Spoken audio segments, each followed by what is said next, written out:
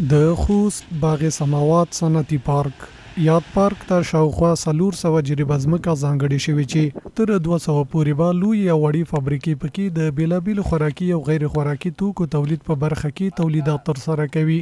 د صنعت او معدن خونی مسؤلینو پر وینا د دغه پارک نیوي سلنه ځمکه صنعتکارانو ته ورکړل شوې چې اوس مهال پکې تر 90 پورې د فابریکو ساختماني چارې روانې دي.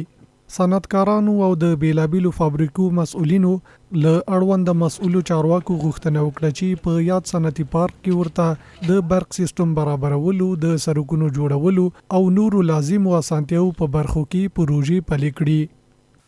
د خوست ولایت پارک صنعتي 90% توزیع شوه ده. د 90 فابریکو په خو ختمندازي شوې ده د وزارت تجارت د خونه.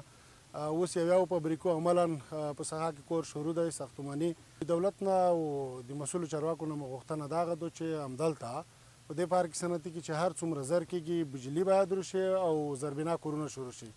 که چېرته زربینا کورونه شروع نشي لري نه ده چې همدغه د خطا دیوالو ته به هم د موسمي بارانونو له طرفه نقصان رسیږي.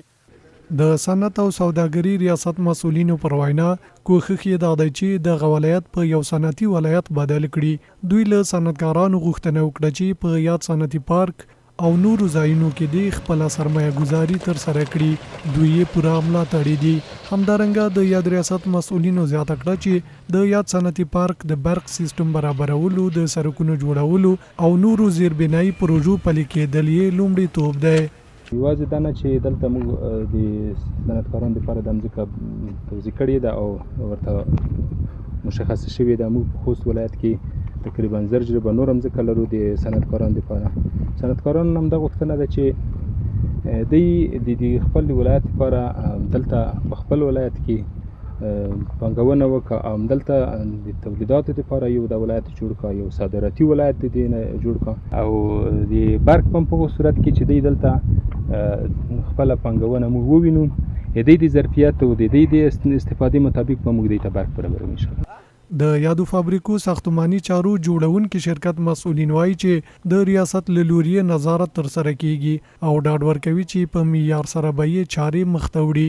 کار د معیاري په اصولو او روان ده. تقریبا موږ ته 10 میاشتې شاوخوا وخت راکړی دی. د ټاکلي وخت نه به انشاءالله یو میاشت شاوخوا مخکې خلاصه وکړي الله رضا. دلته فی الحال 1.5 سل شاوخوا کاریګر لګیا دي. دغسې 15-20 موټرو ته کار زمینه برابره ده. دغسې ماشینګیري الحمدلله ښه ډېره کې مصروف دی. ډېرو کسانو ته کار زمینه برابره ده. د یادولو ده چې اقتصاد پوهان د یو هیواد پرمختګ، پر ځان بسیاینې او د پردیو هیوادونو له محتاج څخه د خلاصون لپاره د معیاري تجارت، صنعتي فابریکاتو او زراعت درلودل اړین یادوي او له اړوندو چارواکو څخه غوښتنه کوي چې د تجارانو او صنعتکارانو ستونزو حل ته جدي پاملرنه وکړي.